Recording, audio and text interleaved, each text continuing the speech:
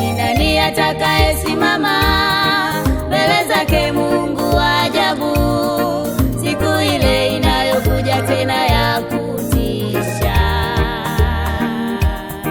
Tena ni nani atakayeuona mlima ule mtakatifu, Yerusalemu mpya ishukayo juu mbinguni? Je, ni nani atakayesimama mbele zake Mungu wa ajabu, siku ile inayokuja tena ya kutisha? Tena ni nani atakayeona mlima ule mtakatifu, Yerusalemu mpya ishukayo juu mbinguni? Yule ambaye hakujinajisi na dhambi,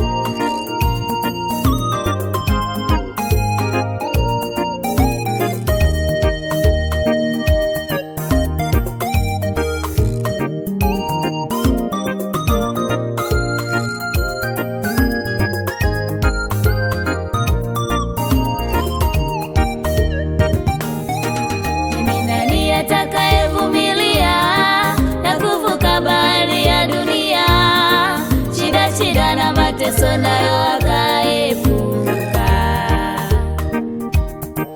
Huyo ataishi kwa amani, tena ataishi kwa furaha, pia ataishi na Mungu huko juu mbinguni. Je, ni nani atakayevumilia na kuvuka bahari ya dunia, shida na mateso nayo akaepuka? Huyo ataishi kwa amani, tena ataishi kwa furaha, pia ataishi na Mungu huko juu mbinguni.